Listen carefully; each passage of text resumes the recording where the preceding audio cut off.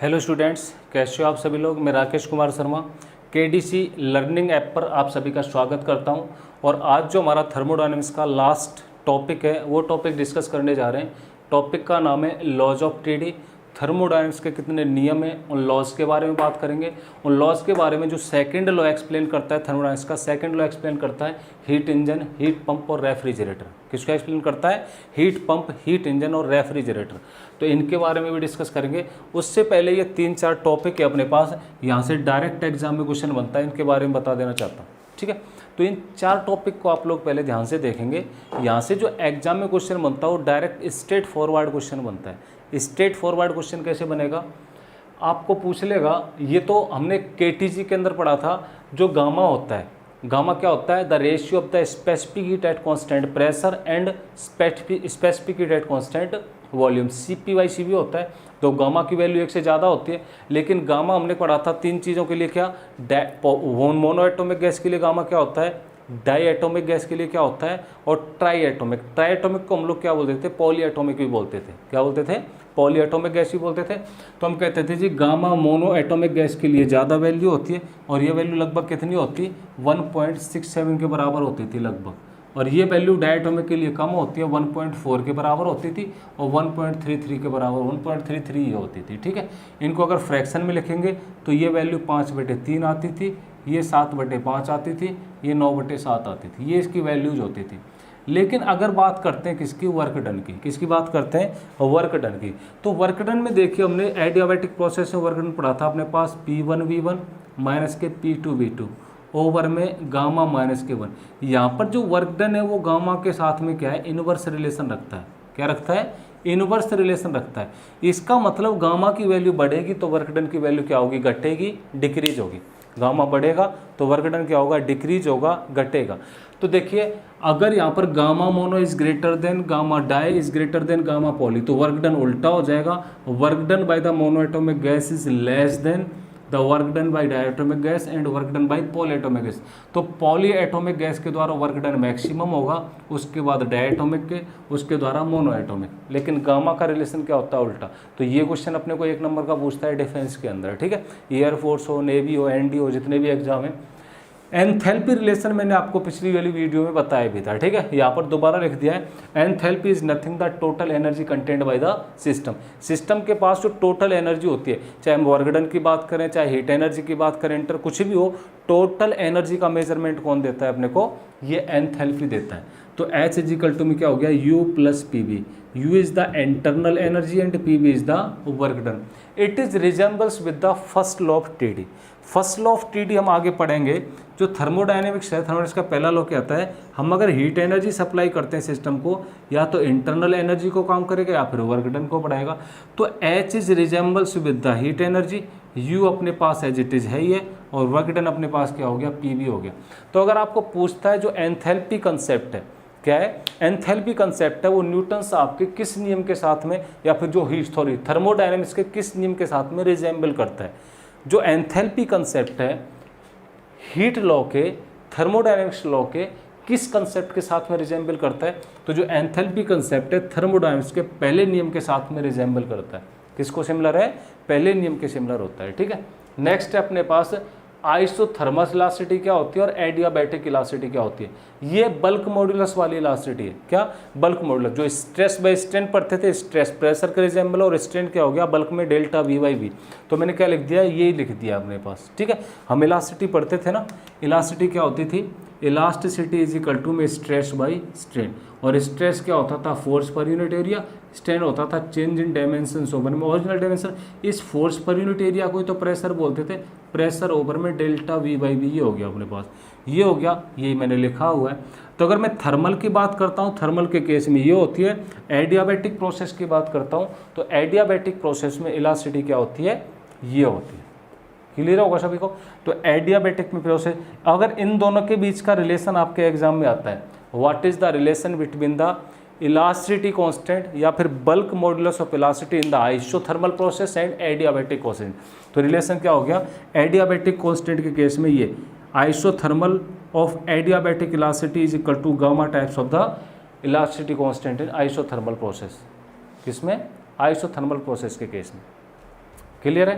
तो ये 4 क्वेश्चन थे, डायरेक्ट एक एक नंबर के एग्जाम में पूछ लेते हैं, यहाँ पर डिस्कस है, ठीक है। इनको एज इट इज छाप लो, आप लोग एज इट इज लिख लो जैसे लिखे हुए हैं। फिर हम डिस्कस करेंगे लॉज ऑफ टीडी, थर्मोडायनेमिक्स के नियम कितने होते हैं और कौन कौन से होते हैं।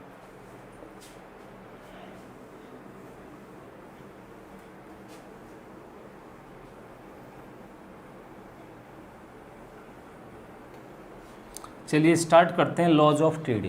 क्या? Laws of TD.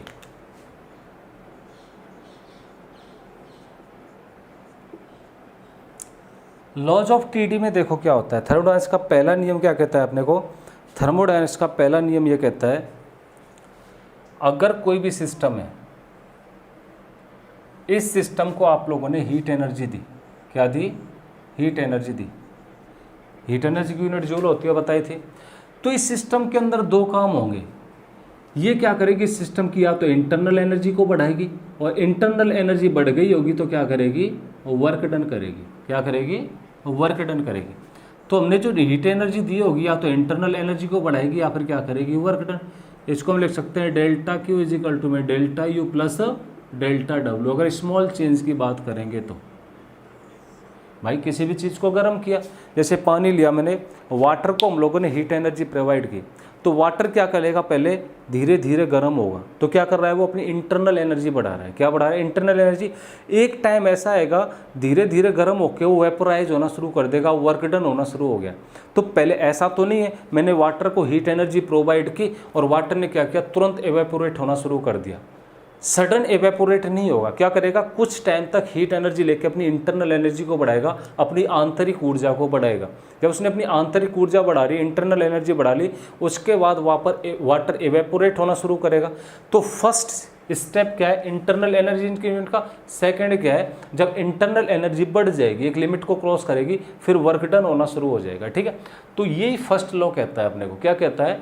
अगर हमने हीट एनर्जी शुरू किया तो ये होगा। लेकिन ये लॉ एक कंडीशन में फेल हो गया। यहाँ से तो ये हो गया एनर्जी कंजर्वेटिव क्वांटिटी होती है। एनर्जी क्या है? कंजर्वेटिव क्वांटिटी है। अगर क्वेश्चन आपको पूछता है जी फर्स्ट लॉ ऑफ थर्मोडायनेमिक्स क्या बताता है, किस कंसेप्ट के ऊपर काम करता है, तो इसका प्रिंसिपल लिख देंगे जी law of conservation of energy. Law of conservation of energy के ऊपर काम करता है। एनर्जी कंजर्वेशन क्या होता है? फर्स्ट लॉ किसके ऊपर काम करता है? Law of conservation of energy के ऊपर काम करता है। चलिए ठीक है। अगर law of conservation of energy के ऊपर काम करता है तो एनर्जी वर्क डन में और वर्क डन एनर्जी में कन्वर्ट हो जाना चाहिए। लेकिन उसको एक्सप्लेन करने में ये लॉ फेल हो गया। कैसे फेल हो गया? एक तो इसने 100% इफिशियंसी का कंसेप्ट नहीं दिया। क्या नहीं दिया? 100% इफिशियंसी के बारे में इसने अपने को नहीं बताया। ठीक है। सेकेंड जो बात करते हैं, सेकेंड देखिए क्या करते हैं, इसका क्वेश्चन बताऊंगा आपको, इंपॉर्टेंट क्वेश्चन है। एक एग्जाम्पल ले लेते हैं। ये मेरे पास क्या है? एक इंक्लाइंड प्लेन है। इंक्लाइंड प्लेन पर यहाँ पर कोई ब्लॉक है। ठीक है। ये नीचे आया स्लिप करके यहाँ पर आ गया होगा ये ब्लॉक। ठीक है। m मास का ब्लॉक था। जब ये स्लिप करके नीचे आया होगा तो इसके अंदर से हीट एनर्जी निकली होगी। ऑब्वियस सी चीज़ है। आप लोग जब ऐसे स्लिप करके जाओगे तो नीचे से सरफेस तो गर्म होगा, फ्रिक्शन फोर्स लगेगा, तो हीट एनर्जी निकली होगी। क्या ऐसा हो सकता है जितनी हीट एनर्जी इसने रिलीज की है उतनी हीट एनर्जी हम इसको दे दें और ये ब्लॉक क्या करे? ऊपर चढ़ जाए। ऐसा पॉसिबल है? भाई जब ऊपर से नीचे ब्लॉक आया होगा तो इसने हीट एनर्जी निकाली होगी। तो मैं क्या करता हूँ, जितनी इसकी हीट एनर्जी रिलीज की उतनी हीट एनर्जी इसको सप्लाई कर देता हूँ, ये ब्लॉक ऊपर यहाँ पर पहुँच जाना चाहिए। ऐसा तो पॉसिबल नहीं होता। इट मीन्स ये लॉ कंजर्वेशन ऑफ एनर्जी को एक्सप्लेन करने में क्या रहा? फेल रहा। क्या रहा? फेल रहा। तो थर्मोडायनेमिक्स में कंजर्वेशन ऑफ एनर्जी इसने फेल नहीं की। सेकंड क्या है? इसने जो अपने पास आइडियल कंडीशन प्रोवाइड की थी। आइडियल कंडीशन क्या है? अगर सिस्टम इंटरनल एनर्जी नहीं बढ़ाता है अपनी, तो हीट को वर्क डन में और वर्क डन को हीट में कन्वर्ट होना चाहिए। वहाँ पर भी फेल था ये लॉ। तो हमने फिर क्या किया? थर्मोडायनेमिक्स में सेकंड लॉ बनाया। क्या बनाया? Second law. क्वेश्चन सबसे इंपॉर्टेंट CGL में आया हुआ है कि TD के लॉ कितने होते हैं? TD के लॉ कितने होते हैं? तो आप कहोगे जी 3 होते हैं। बिल्कुल गलत आंसर है। थर्मोडायनेमिक्स में 4 लॉ होते हैं। हम तो बेसिकली 3 पढ़ते हैं और मैं भी आपको 3 ही बता रहा हूँ जी। थर्मोडायनेमिक्स का पहला लॉ क्या होता है, दूसरा लॉ क्या होता है, लॉज ऑफ TD है। मैं फर्स्ट लॉ की बात कर रहा हूँ अभी। सेकंड लॉ और थर्ड लॉ 3 ही पढ़ते हैं, लेकिन 4 होते हैं। 4 कौन कौन से होते हैं? एक अपने पास जीरोथ लॉ भी होता है। उसको जीरोथ लॉ हमने नाम क्यों दे दिया? अब मैंने आपको जैसे फर्स्ट लॉ बताया, फर्स्ट लॉ मैंने एक्सप्लेन कर लिया, लेकिन इसके बाद लॉ डिस्कवर किया गया था, वो कौन सा था, टीडी का 0th लॉ। कौन सा था, 0th लॉ, सेकंड नंबर पर। अब फर्स्ट से आगे सेकंड तो उसको नहीं दे सकते क्योंकि पहले की कंडीशन है, तो हमने क्या नाम दे दिया इसको, 0th लॉ ऑफ टीडी। क्या नाम दे दिया, 0th law of TD, thermodynamics का 0 लॉ। 0th लॉ क्या कहता है अपने पास, 0th लॉ देखिए, अगर ये सिस्टम है, बहुत ही बेसिक सा कंसेप्ट है, एक सिस्टम बी हो गया और एक सिस्टम क्या हो गया, सी हो गया। दिखाई दे रहा है सभी को, एक सिस्टम ए, बी और सी, इस सिस्टम का नाम दे दिया मैंने ए, इसका बी, इसका सी। इसका टेम्परेचर टी ए मान लेता हूँ, इसका टेम्परेचर टी बी मान लेता हूँ, इसका टेम्परेचर टी सी मान लेता हूँ। ये कहता है अगर टेम्परेचर ए बराबर है टेम्परेचर बी के, मतलब इसका टेम्परेचर इसके बराबर है, ठीक है, इक्वल है। अगर टेम्परेचर ए बराबर है टेम्परेचर सी के, if the temperature of A is equal to में temperature of C, then temperature of B will be equal to temperature of C, temperature of B will be equal to temperature. ये तो basic concept है, आप लोग कहोगे जी common sense की बात है, बिल्कुल कॉमन सेंस की बात है, लेकिन ये 0th लॉ ऑफ टीडी है और यहाँ से कभी एग्जाम में क्वेश्चन नहीं बनता है, सिर्फ एक ही क्वेश्चन है, वो भी एक बार सीजीएल में आया हुआ है, thermodynamics, there are how many laws in TD. Thermodynamics में कितने लॉ हैं, कितने लॉ हैं, 4 लॉ हैं, 3 आंसर नहीं करेंगे, गलत हो जाएगा, ठीक है। तो पहला लॉ समझ में आ गया, 0th लॉ ये कहता है, फर्स्ट लॉ कहता है किसी भी सिस्टम को आपने हीट एनर्जी दी तो हीट एनर्जी 2 काम करेगी, सिस्टम की इंटरनल एनर्जी को बढ़ाएगी और किसको बढ़ाएगी, वर्क डन करेगी, इंटरनल वर्क डन करेगी। लेकिन ये लॉ कुछ कंडीशंस पर फेल हो गया, इसलिए हमने सेकंड लॉ की बारी आई, सेकंड लॉ पढ़ेंगे थर्मोडायनेमिक्स का, ठीक है। किस पर काम करता है, लॉ ऑफ एनर्जी कंजर्वेशन पे काम करता है, लॉ ऑफ एनर्जी कंजर्वेशन के ऊपर काम करेगा थर्मोडायनेमिक्स का सेकंड लॉ। सेकंड लॉ की बात करते हैं, second law of TD. Second law पढ़ने के लिए अपने को 3 स्टेटमेंट पढ़ने पड़ेंगे। क्या पढ़ने पड़ेंगे, 3 स्टेटमेंट पढ़ने पड़ेंगे। और ये 3 स्टेटमेंट कौन कौन से हैं, पहला है अपने पास क्लॉसियस स्टेटमेंट, क्या है, क्लॉसियस स्टेटमेंट। सेकंड है Kelvin statement, Kelvin statement. Third है अपने पास Kelvin Planck statement, Kelvin Planck statement. तो थर्मोडायनेमिक्स का जो अपने पास दूसरा लॉ है, दूसरा लॉ 3 साइंटिस्ट ने मिलकर दिया है। और ये 3 साइंटिस्ट कौन कौन से अपने पास, क्लॉसियस साहब, केल्विन साहब और प्लैंक साहब। क्लॉसियस साहब ने अलग स्टेटमेंट दिया, केल्विन साहब ने अलग स्टेटमेंट दिया, फिर केल्विन और प्लैंक साहब ने मिलकर के एक स्टेटमेंट दिया, ठीक है। क्लॉसियस साहब का स्टेटमेंट क्या था, क्लॉसियस साहब का स्टेटमेंट क्या है, there is impossible to transfer the heat from low temperature to high temperature. अगर मेरे पास टेम्परेचर क्या है, टेम्परेचर T1 हो गया T2, अगर टेम्परेचर T1 बड़ा है T2 से तो मैं हीट एनर्जी को ट्रांसमिट कर सकता हूँ। अगर इसको टेम्परेचर लो टेम्परेचर से हाई टेम्परेचर पर हीट ट्रांसमिट करूँगा तो नहीं होगी। There is impossible to transmit the heat energy from low temperature to high temperature. हम कभी भी लो टेम्परेचर से हाई टेम्परेचर पर हीट ट्रांसमिट नहीं कर सकते हैं, क्लॉसियस साहब ने अपने को बताया। किसने बताया, क्लॉसियस साहब ने बताया अपने को। केल्विन साहब ने क्या बताया, अपने पास 2 सिस्टम होते हैं, एक तो होता है सोर्स, क्या होता है सोर्स, अभी पढ़ेंगे इंजन के अंदर। एक होता है सिंक, क्या होता है, सिंक होता है। इसका टेम्परेचर बराबर है इसके टेम्परेचर के, सोर्स का टेम्परेचर बराबर है सिंक के टेम्परेचर के। No work done will be in the system, system के अंदर वर्क डन क्या हो जाएगा, 0। अगर हम सोर्स का बराबर टेम्परेचर कर देते हैं किसके, सिंक के, यहाँ भी टेम्परेचर इतना, यहाँ भी टेम्परेचर इतना, यहाँ भी 20 डिग्री सेल्सियस, यहाँ भी 20 डिग्री सेल्सियस। जब दोनों टेम्परेचर बराबर है तो हीट ट्रांसमिट नहीं होगा, हीट ट्रांसमिट नहीं होगा तो वर्क डन क्या हो जाएगा, 0 हो जाएगा, ठीक है। ये केल्विन साहब का स्टेटमेंट है। केल्विन प्लैंक साहब ने अपने को मिलकर एक स्टेटमेंट दिया, it is impossible to construct an engine of 100% efficiency. 100% efficiency का इंजन बनाना इस दुनिया में क्या है, इम्पॉसिबल है।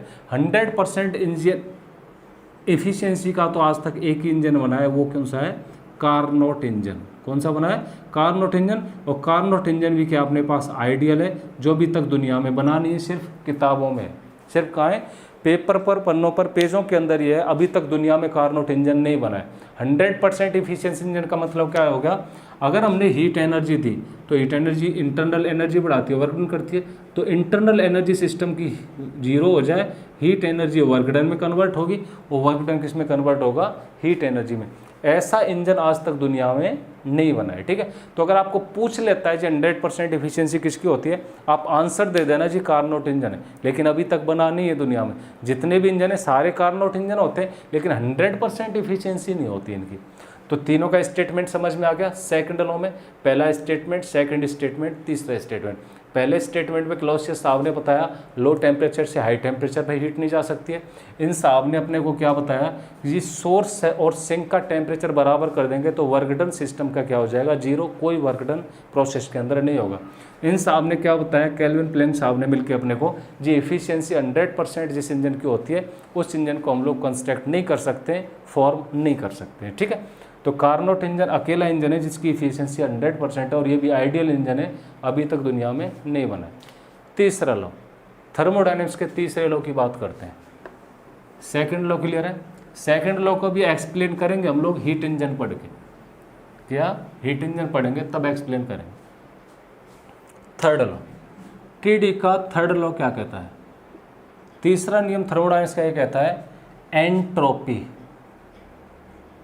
अब ये एंट्रोपी क्या होती है, एंट्रोपी dQ/T, dQ/T, ये तीसरा नियम कहता है अपने से। dQ क्या होती है अपने पास, heat absorbed by the system. dQ क्या होती है अपने पास, हीट एब्जॉर्ब्ड बाय सिस्टम, और T क्या होता है अपने पास, एब्सोल्यूट टेम्परेचर। क्या होता है, एब्सोल्यूट टेम्परेचर पर जो हीट एब्जॉर्ब होती है सिस्टम। तो एंट्रोपी क्या होती है, entropy is the degree of measure of randomness. Randomness का हिंदी मीनिंग आप लोग देखोगे तो रैंडमनेस का हिंदी मीनिंग मिलेगा यूं ही मतलब विदाउट पर्पज के, यूं ही मतलब क्या हो गया, विदाउट पर्पज के हो गए, ठीक है। मतलब कोई मॉलिक्यूल ऐसे रैंडमली घूमता रहता है, ठीक है, डिस्टर्ब रहता है अपने पास, तो वो रैंडमली मूव करता है। उस रैंडमनेस को मेजर करने की जो कैपेसिटी है, रैंडमनेस को मेजर करने की जो डिग्री है, वो डिग्री क्या होगी मेरे पास, एंट्रोपी होगी। तो तीसरा नियम अपने को एंट्रोपी के बारे में बताता है, और यूनिवर्स की एंट्रोपी हमेशा पॉजिटिव होती है। किसी भी सिस्टम की एंट्रोपी पॉजिटिव होती है, नेगेटिव कभी हो नहीं सकती है। क्यों, एंट्रोपी एक तरीके से आप ये समझो, एंट्रोपी इज द डिस्टर्बेंस। क्या है, एंट्रोपी क्या है, डिस्टर्बेंस है।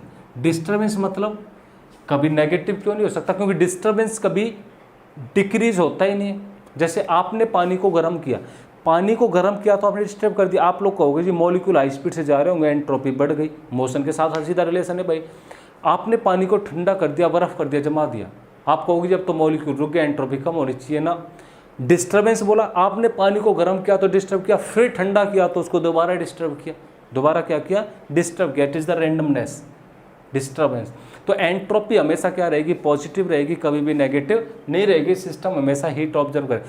हीट एब्जॉर्ब की सिस्टम ने, चलो ठीक है जी, एंट्रोपी बढ़ी, हीट रिलीज कर दी, आप कहोगे जी अब तो डेल्टा क्यू नेगेटिव है ना। डिस्टर्बेंस देखिए, हीट एब्जॉर्ब की तरह सिस्टम डिस्टर्ब हुआ, रिलीज करेगा तो भी तो डिस्टर्ब होगा, तो 2 बार डिस्टर्बेंस हो गया।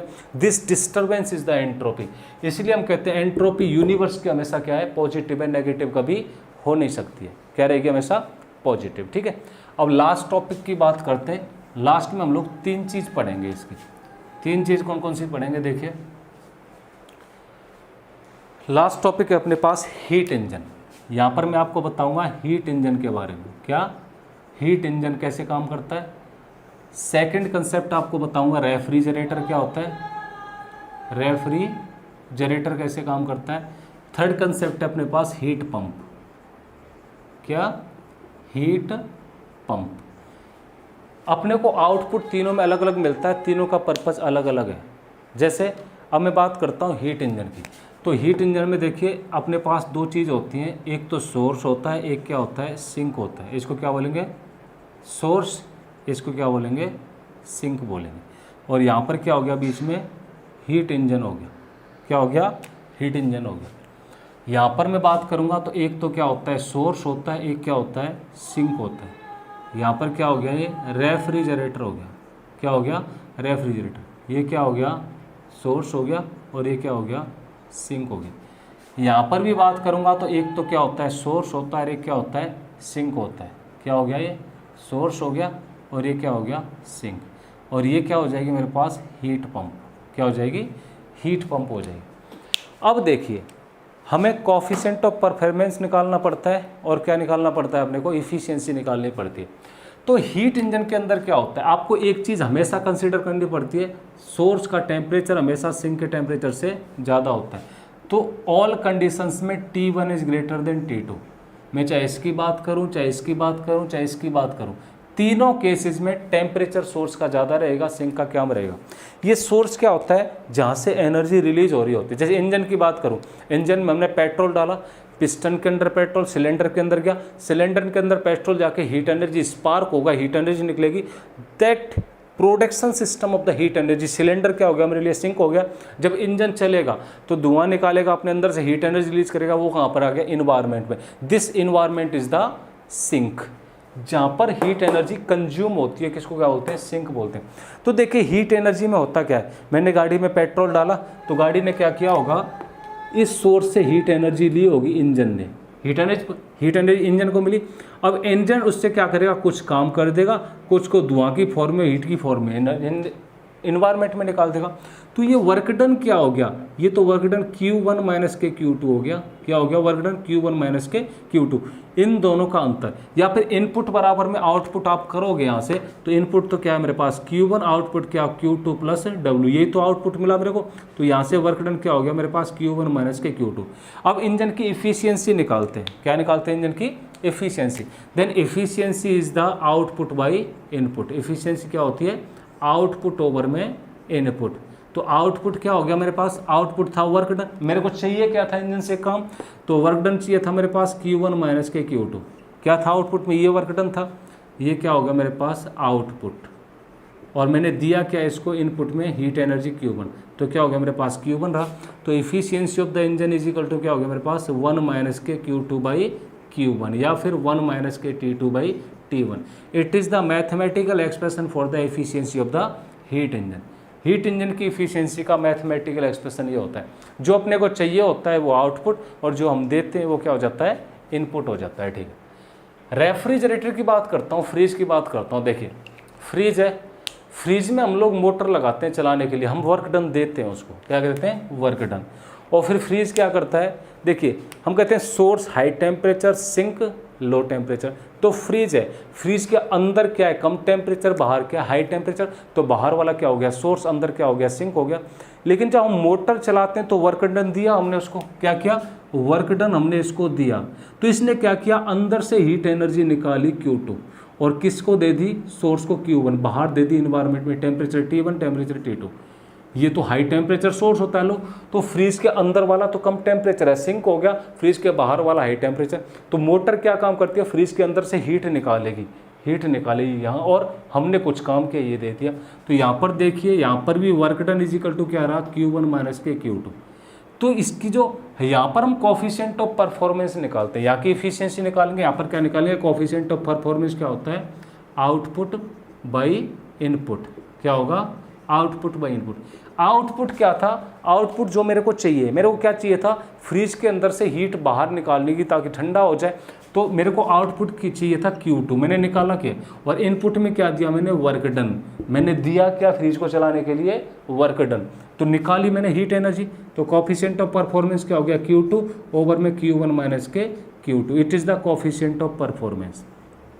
क्या ये, इसको टेम्परेचर की फॉर्म में लिखना चाहो तो T2, तो T1 माइनस के T2। अब देखिए एग्जाम में रिलेशन ये आता है, what is the relation between the efficiency and coefficient of performance. ये आपके लिए होमवर्क है, आप लोग इसको करेंगे और कमेंट में मेरे को बताएंगे क्या आंसर आएगा। ठीक है, मैं आपको आंसर बता देता हूँ, आप लोग इसको सॉल्व कर लेंगे घर पे। The relation between the efficiency and coefficient of performance क्या हो गया, efficiency coefficient of performance is equal to में 1 माइनस के नेटा बाई नेटा। मोस्ट इंपॉर्टेंट रिलेशन है, कई बार नेवी और एयरफोर्स में आया हुआ क्वेश्चन है। कई बार आपको इफिशियंसी दे देगा मैथमेटिकल फॉर्म में, फिर कोफिशिएंट ऑफ परफॉर्मेंस पूछ लेगा, या फिर कोफिशिएंट ऑफ परफॉर्मेंस दे देगा मैथमेटिकल एक्सप्रेशन में, फिर क्या पूछ लेगा अपने को, एफिशिएंसी पूछ लेगा। ठीक है, कोई डाउट किसी को? Efficiency, coefficient of. अब हीट पंप की बात करते हैं। हीट पंप का काम क्या होता है? आपने देखा होगा ठंड के टाइम में घरों में हीट पंप लगाई जाती है, बिल्कुल लगाई जाती है ठंड के टाइम में। तो हीट पंप का काम क्या होता है? कमरे को गर्म करने का। क्या होता है? कमरे को गर्म करने का काम होता है। तो हम लोग मोटर लगाते हैं, क्या लगाते हैं? मोटर लगाते हैं यहाँ पर। तो इसको हमने वर्क डन दिया भाई, हीट पंप हमने कमरे में लगा दी, इलेक्ट्रिक एनर्जी तो सप्लाई करते हैं उसको, तो काम हमने उसको दिया। उसका काम क्या होता है? वो बाहर से हीट लेता है और किसको देता है? तो कमरा गर्म हो गया तो कमरा क्या हो गया? सोर्स, और बाहर क्या हो गया? वो हमारे लिए सिंक। तो उसने क्या किया? यहाँ से हीट ली और कहाँ पर हीट दी? इसको। कमरा क्या हो गया? सोर्स अपने पास। तो हाई टेम्परेचर होती है, लो टेम्परेचर। तो यहाँ पर भी सेम कंडीशन है। कोफिशिएंट ऑफ परफॉर्मेंस क्या होगा अपने पास? Output by input. क्या हो गया? Output by input. हमने क्या चाहिए थे? बाहर से इतने हीट ली, चाहिए क्या? कमरा गर्म चाहिए अपने को। क्या चाहिए? कमरा गर्म चाहिए अपने को, तो हीट एनर्जी लेनी पड़ेगी। तो हीट एनर्जी लेनी पड़ेगी कोफिशिएंट ऑफ परफॉर्मेंस में, तो Q2 हो गया, ये अपने पास Q1 माइनस के Q2। तो सेम है अपने पास T2 ओवर में T1 माइनस के T2। सेम है कोफिशिएंट ऑफ परफॉर्मेंस, जो एक्सप्रेशन यहाँ पर था वही एक्सप्रेशन कहाँ पर आएगा अपने पास? यहाँ पर आएगा। बस आपको रिलेशन क्या याद रखना है? कोफिशिएंट ऑफ परफॉर्मेंस क्या होता है? Coefficient of performance output by input होता है। किस केस में निकालते हैं? इस केस में निकालते हैं। एफिशिएंसी हीट इंजन के केस में निकालते हैं। जो एफिशिएंसी होती है अपने पास लेस देन 1 वैल्यू होती है, और कोफिशिएंट ऑफ परफॉर्मेंस की ग्रेटर देन 1 वैल्यू होती है। याद रखेंगे, एफिशिएंसी हमेशा लेस देन 1 होती है, कोफिशिएंट ऑफ परफॉर्मेंस होता है ग्रेटर देन 1। तो अपना ये लास्ट टॉपिक था। अगला टॉपिक हम लोग डिस्कस करेंगे हीट ट्रांसफ़र। तब तक के लिए आप लोग क्या करेंगे? वीडियो को ज़्यादा से ज़्यादा शेयर भी करेंगे, सब्सक्राइब भी करेंगे, और जो आपके साथी हैं उन तक इस कंटेंट को पहुंचाएंगे भी। ठीक है, तो बहुत बहुत धन्यवाद सभी को। मिलते हैं नेक्स्ट वीडियो में।